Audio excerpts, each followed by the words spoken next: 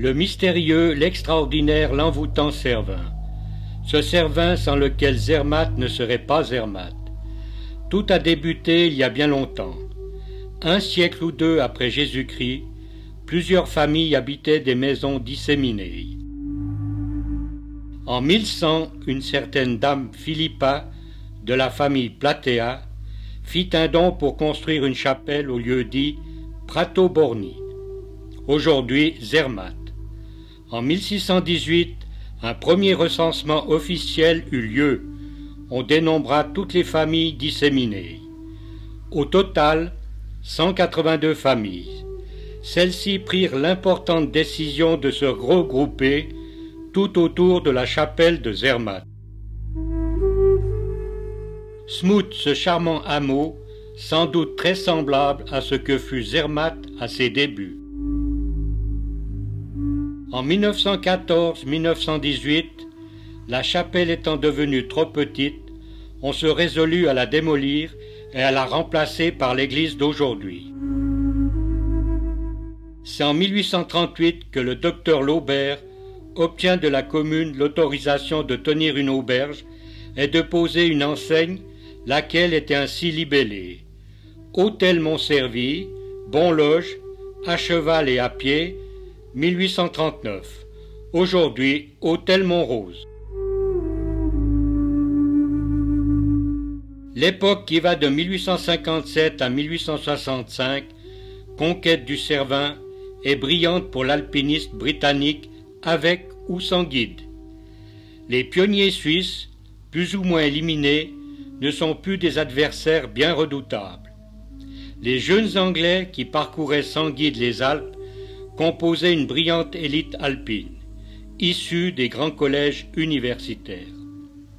Pas de manuel guide, pas de cabane, pas ou peu de cartes, une technique inexistante, la méfiance et l'hostilité de l'indigène, un équipement réduit à sa plus simple expression.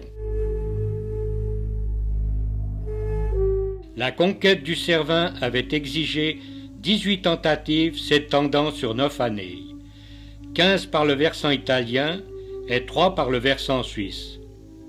Whymper totalise 8 tentatives du côté italien. Le Cervin, le dernier des grands pics des Alpes, pas encore escaladé, à cause de la terreur qu'inspirait son apparence invincible.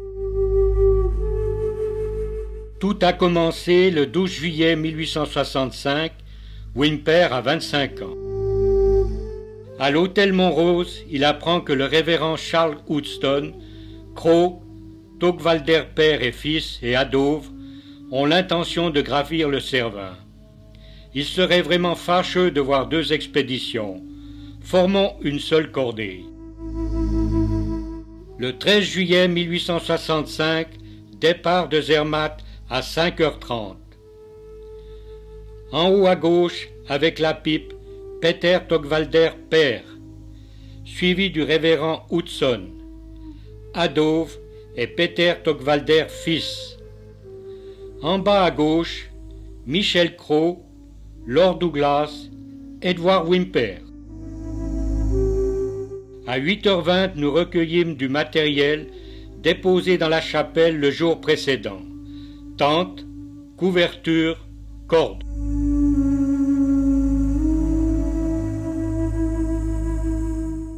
La voie suivie par la cordée.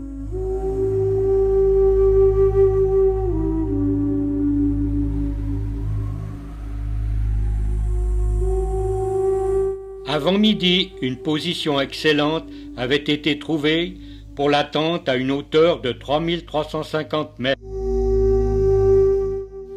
À 6h20, nous étions à 3900 mètres. Cros prit la tête. Maintenant, ce sera bien différent. Les difficultés vont augmenter. Adove, lui, n'était pas habitué à de pareilles ascensions. La peine qui lui a nous suivre dans ses mauvais pas venait de son inexpérience. Encore 60 mètres d'une neige facile et le Cervin serait à nous. Pendant un instant, notre pensée fut à la cordée partie le 11 juillet, côté italien, nous craignons de les voir arriver les premiers au sommet.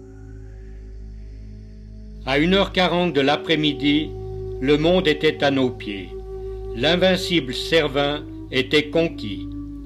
Pas une seule trace de pas ne se voyait sur la neige. Nous restâmes 1 heure entière au sommet. Nous nous concertâmes pour la descente.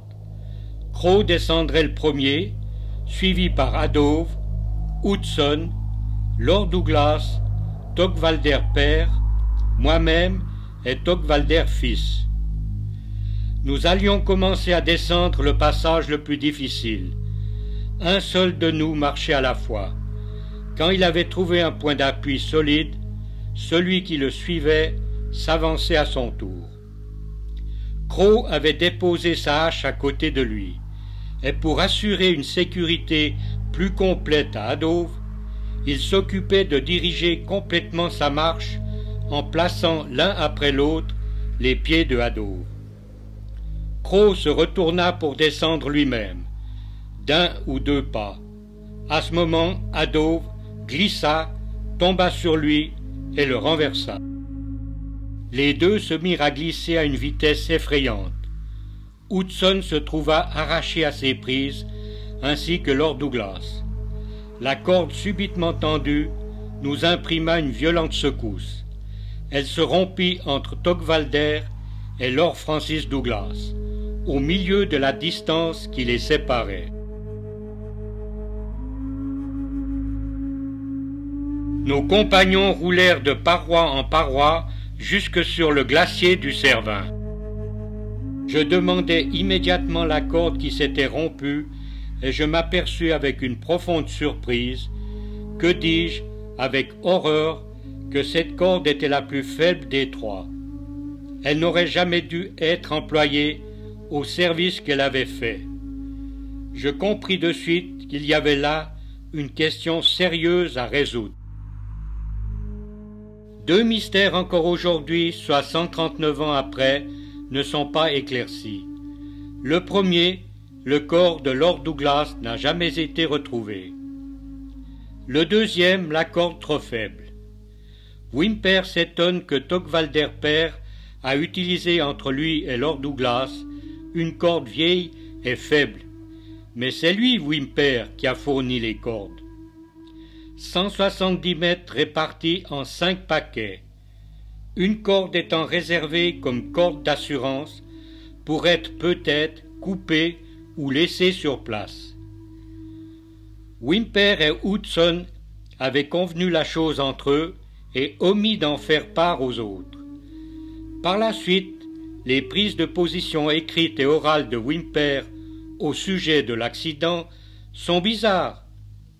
Il formule des accusations voilées contre Togwalder père et en même temps il le décharge des accusations faites contre lui. Les esprits s'échauffèrent, les passions montèrent à Zermatt, on parlait couramment que la corde aurait été coupée par Togwalder. Dans le cimetière de Zermatt, on peut voir 3 tombes, celle de Croz, Révérend Hudson, Adove.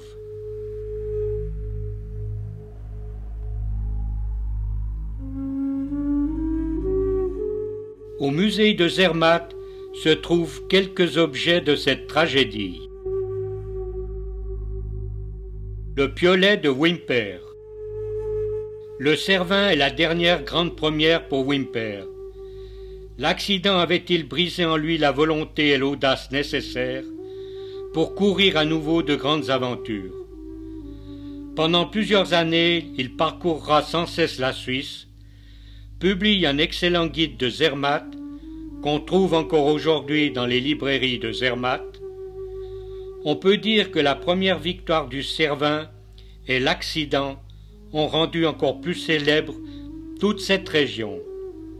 En 1907, il a même été question de construire un funiculaire. Heureusement que le gouvernement s'opposa à cette honteuse profanation. En 1911, au mois de septembre, Whymper monte à Zermatt. Il écrit que la vallée est d'une chaleur intolérable et au surplus inondée d'Allemands. qu'il n'a pas sa chambre attitrée à l'hôtel. Ce qui le rend furieux est qu'il va partir. Le 9 septembre, il se rend à Chamonix. Le 12, il se sent mal à l'aise. Le 13, il s'interrompt d'écrire au milieu d'une phrase de son journal. Il a une syncope. Il refuse toute aide, tout secours médical. Il veut rester seul et il meurt seul le 16 septembre 1911 à 71 ans. Que penserait-il aujourd'hui de son Zermatt?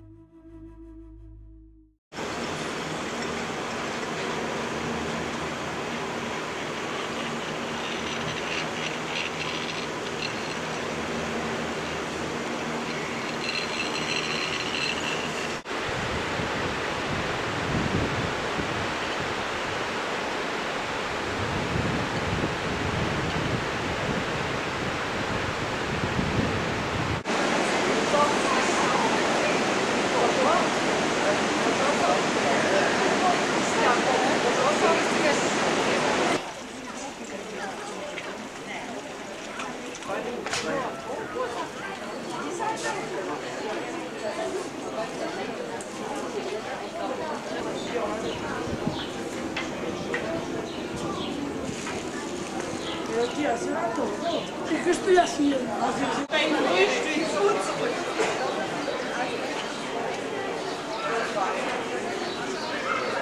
More coming.